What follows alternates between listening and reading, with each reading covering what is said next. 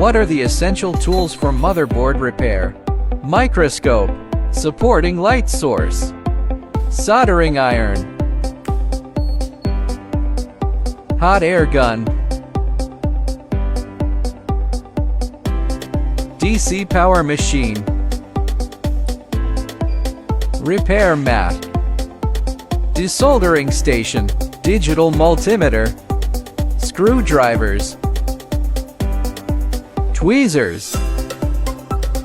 Repair knife blades. Brush and prying piece, etc.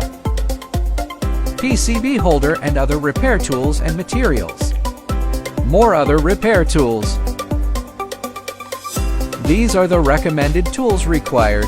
What other tools do you think there are?